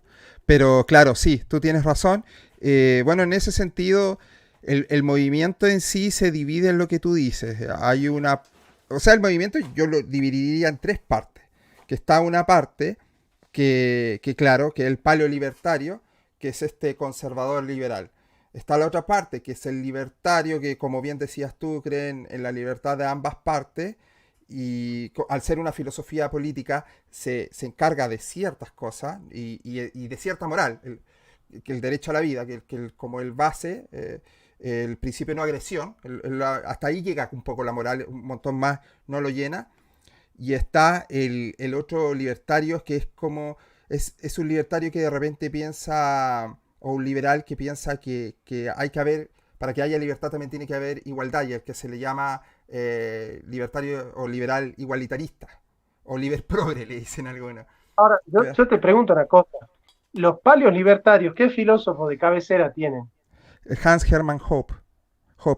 Hans Hermann Hoppe. Mira, te voy a mostrar el libro que es como el más fuerte, si tienes tiempo de leerlo. Monarquía, Democracia y Orden Natural, si puedes leer de Hans Hermann Hoppe. Aquí tú tienes una parte interesante. Murray Rothbard es eh, otro autor que te ayudaría mucho para comprender a los paleos. Hans Hermann Hoppe y Murray Rothbard. Yo no soy paleo, yo soy del segundo, de que creo en la libertad en ambas partes. Eh, pero, ¿Y pero quién? sí, pero sí tengo tintes de paleo, por lo menos así me considera la gente, porque yo creo que, por ejemplo, creo que la familia sí es la base de la sociedad. Yo creo mucho en la familia y respeto mucho el relacionismo familiar. De hecho, en ese punto yo soy freudiano porque yo creo que ni siquiera nos quedemos con la familia nuclear, sino que también con tíos, primos, abuelos, sirve mucho en tu aprendizaje y en ir valorando y teniendo una perspectiva mucho más amplia O sea, con los respecto palios a la vida. libertarios, ¿cuándo nacen? ¿En qué década o en qué siglo nace el paleolibertarismo? El paleolibertarismo, no, no, no, no siglos, si el paleolibertario es muy, muy joven, es muy nuevo, es Ah, extremadamente nuevo. pero, De hecho, Rothbard es nuevito. Entonces, este nuevo libertario no tiene mucho tiempo. El ¿y liberal por es qué el se llaman, que, el que tiene mucho. por qué se ¿Mm? llaman paleolibertarios si la palabra paleo significa antiguo? Sí, sí, sí. Yo creo que tiene que ver un poco con el tema de que son tradicionalistas. Para mí, paleolibertario es aquel que pertenece a la primera ola del liberalismo, que recupera a los primeros liberales. Bueno, hay algunos que dicen, que uno puede estar de acuerdo o no, que el libertario vendría siendo como una versión renovada del liberal clásico. Pero No bueno, puede eso, ser nunca, eso, no puede ser nunca porque los liberales clásicos son de la teoría objetiva del valor. En cambio, los libertarios son de la teoría subjetiva del valor, no creo yo. sí, sí, Ahora económicamente hablando, pero como te digo, son interpretaciones de algunos autores. Yo personalmente soy de la escuela austríaca, yo soy un seguidor de la escuela austríaca, pero no necesariamente tú vas a encontrar liberales que todos sean austriacos. De hecho, el otro día tuve acá en el canal alguien que no que tiene una combinación con la escuela de Chicago, contaba él y todo. Entonces, por ejemplo, nosotros los que seguimos la escuela austríaca 100%, en la escuela de Chicago no existe. O claro, sea, tenemos una gran crítica. Ujú. no, de hecho, es mejor la austríaca que la de Chicago, ¿no? Yo si Sí. me peleo con la escuela austríaca, no con la de Chicago, digamos, obviamente. Hermano, ¿y qué entienden por libertad ustedes? ¿Qué es la libertad? La libertad es, bueno, tú lo dijiste muy bien, que es con el respeto y restricto del proyecto ajeno. A mí me gusta más decir que la libertad es poder hacer tu propio proyecto sin pasar a llevar al otro. O sea, la típica frase, mi libertad termina cuando comienza la otra. A mí me gusta basarme mucho con el principio de no agresión. Mientras tú no agredas al que está al lado, tú puedes hacer lo que quieras. Bueno, ahí tenés dos filósofos de base, tenés Kant, Ujú. tenés Locke y Sí, tenés a Gustavo Locke. Bueno, es marxista, ¿no? Él define la libertad de esa manera también. Gustavo Sí. Bueno, el de la escuela de Oviedo. el fundador de la escuela de Oviedo. Eh, bueno, eso es modernidad, perfecto. Vos me estás dando la razón a mí de que son O modernos. sea, si tú empezáis a buscar autores que nosotros seguimos claramente, John Locke, Adam Smith, puedes pensar en Hayek, puedes pensar en Mises. En realidad hay un montón de autores en los cuales nos nutrimos. Exactamente, yo estoy contento de tu respuesta porque eso es modernidad. O sea que yo, Estoy contento de tu respuesta porque pude identificarte como mi enemigo. no, no, no, yo no tengo como enemigo a personas. Yo combato ideas, ¿no? Yo puedo ser tu mejor amigo si vos querés, no hay ningún problema. Yo combato ideas, ¿no? Y nunca paso al terreno personal, nunca. Por eso me va a ver que cuando yo critico a Darío Stanraiver, en realidad critico sus ideas, no critico a su persona. A mí no me interesa la persona de Roxana Kramer y no me cuenten nada porque no me interesa la vida de nadie, digamos, ¿no? Sí. Pero sí, me gustaría hablar con un economista que tiene formación filosófica. Para mí el que puede hacerlo es Zanotti, porque es decir, cada vez que yo dialogue con alguien voy a desarrollar los conceptos fundamentales y ver qué Sí, sentido tienen esos es que conceptos en la realidad en del hombre, ese, ¿no? en ese caso, bueno, aparte de Miguel Ancho Basto, está Axel Kaiser, que tiene conocimiento tanto económico como filosófico. Es un buen representante también en esos dos sentidos porque, por ejemplo, yo hablo mucho y he tenido acá a los Austrian Boys, haciendo la analogía con los Chicago Boys que estuvieron acá en Chile. Sí, sí, sí. Eh, pero ellos son 100% economistas. Y gracias a ello yo he aprendido un montón más y voy implementando todo lo que tenga que ver la teoría económica de la escuela austriaca. Pero también me nutro de diferentes autores. O sea, yo leo a Roger Scruton en la parte conservadora y Miklos Lukács me parece un tremendo líder de opinión con respecto al tema de lo conservador. Pero también por otro lado leo también a Michel Foucault, ahí tengo hartos libros, a Ernesto Laclau, por ejemplo, otro tipo que hay que aprender, a Negri, a Antonio Negri, bueno, a un montón. Y también leo mucho al feminismo, a la Judith Butler, la estoy estudiando harto, a la Despentes. Bueno, en realidad Todos trato los libros que se de nutrir. publicaron, todos los libros que se publicaron de 1637 en adelante. Soy demasiado moderno. Está bien, está bien, está bien. Sí, sí, digamos, sos coherente con el libertarianismo, está bien. Te felicito porque sos coherente y eso hoy es un valor muy grande, la coherencia, ¿no? Sí, sí. Claro, hay harta incoherencia. A mí me parece, de hecho, yo admiro mucho eh, personas, por ejemplo, como tú, y me pasó también con Dugin, que me muestran algo totalmente diferente y que me dan ganas de aprender más, de decir, ok, esto es nuevo, esto quiero seguir profundizando, porque claro, o sea, no digamos que el ser premoderno es nuevo, pero claro, que hoy en día alguien se considere premoderno, yo lo encuentro interesante. A eso voy. Me gustaría que me dejes transmitir los autores que la gente puede leer para conocer mi pensamiento, ¿no? Porque son autores que si yo no los digo no los van a encontrar nunca, digamos, ¿no? Así que si me permitís, lo digo. Por favor. Dale. Tienen que leer a Arturo Sampay, Introducción a la teoría del Estado. Arturo Sampay, el autor de la Constitución del 49. Tomás Casares, el concepto de justicia en Tomás Casares, muy bueno. Octavio Derisi, Julio Membiel, conceptos fundamentales de economía. Eh, bueno, esos son los autores, digamos, más importantes. Después la tesis de Alberto Buela sobre el concepto de Gattung en Hegel y sus análisis sobre la comunidad organizada, el doctor Alberto Buela. Silvio Maresca, también un autor muy, muy importante. Es una tradición realmente importante, digamos, obviamente que la tradición que yo sostengo es la más vieja de todas porque tiene 2000 años de historia, Así ¿no? es. Entonces, es una tradición muy, muy antigua, digamos. Así que bueno, a mí me alegra que estemos, yo les cuento, ¿no? Estamos con Dante Urbina y con Juan Carlos Monedero, estamos creando también un, una resistencia al progresismo que no caiga en el liberalismo, digamos, ¿no? Eh, entonces, de alguna manera estamos dando este primer envión, digamos, ¿no es cierto?, diciéndole al pueblo hispanoamericano, hacen bien en salir de la izquierda, pero no caigan en el otro extremo.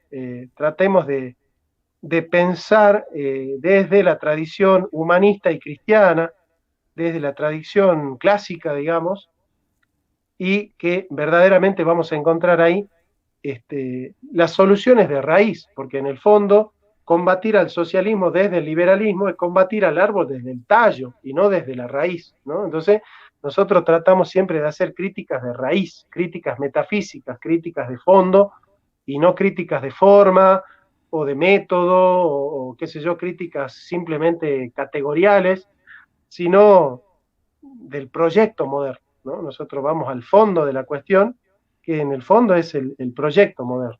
Ese es el problema central. Es decir, fíjate vos que el proyecto moderno culmina en la Ilustración y Agustín Laje, que está en contra del aborto y de la ideología de género, utiliza muchas categorías de la Ilustración cuando habla de la economía.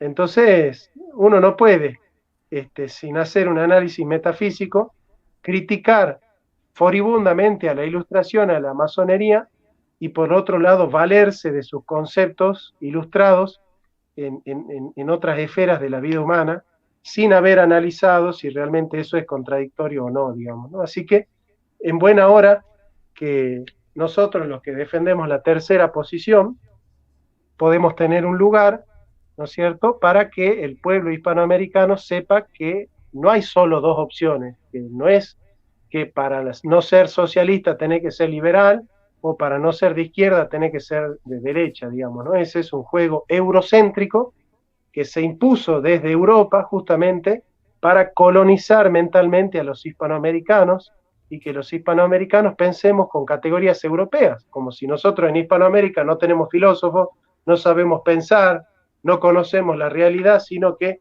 nos tienen que enseñar a pensar en la realidad el último alemancito o el último francesito de moda, digamos, ¿no? Foucault leía a Borges. Sí, sí, sí, él en las palabras y las cosas comienza con Borges. Sí, sí, sí. Así es.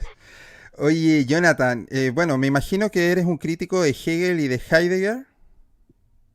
No, de Heidegger no tanto. De Heidegger no tanto porque Heidegger en el discurso del rectorado sostiene la tercera posición.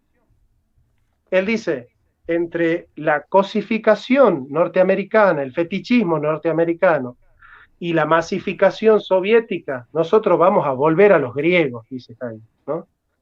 Sturm, el inicio es aún, dice, ¿no? Heidegger, y los griegos nos miran, nosotros vamos a volver a los griegos, dice Heidegger, que nosotros también planteamos volver a Platón, a Aristóteles, a San Agustín, a Santo Tomás de Aquino. Así que no, de hecho Heidegger fue invitado al Congreso de Filosofía en 1949 que organizara Perón, y lo envió a Gadamer como representante. Así que Heidegger fue un admirador del peronismo, al igual que Albert Einstein, que también ha conocido mucho del peronismo y ha prologado un libro sobre la historia de la Argentina en la época del peronismo, ¿no? Albert Einstein, el científico. Así que Buenísimo. no, el peronismo fue admirado por grandes filósofos y por grandes científicos de todo el mundo, digamos, ¿no? Y de hecho, en Francia hoy está De hecho surgiendo el libro de Einstein no tenía fecha porque el tiempo era relativo. Tucutunts. muy bueno para terminar.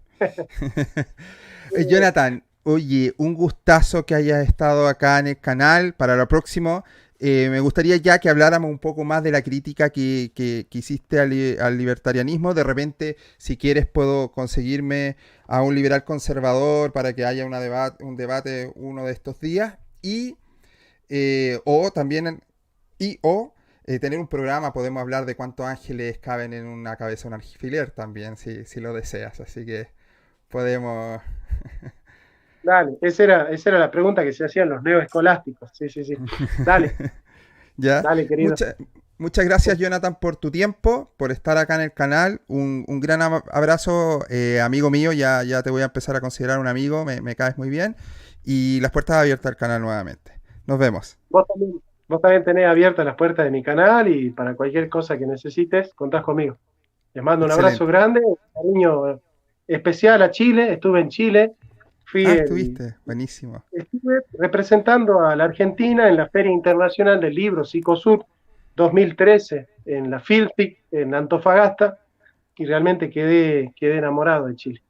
Amo mucho a los chilenos. Excelente. Buenísimo. Bueno, para quien quiera suscribirse, el canal es Jonathan Ramos. Así de sencillo, ¿cierto? Pones tu segundo Jonathan, apellido también. sí, sí, y además, si quieren inscribirse al curso de filosofía sobre filosofía y cristianismo, la historia de las relaciones entre filosofía y cristianismo, escriben a cursofilosofiajcr@gmail.com. Excelente. Muchas gracias a todos los que nos siguieron. Nos vemos y que viva la libertad.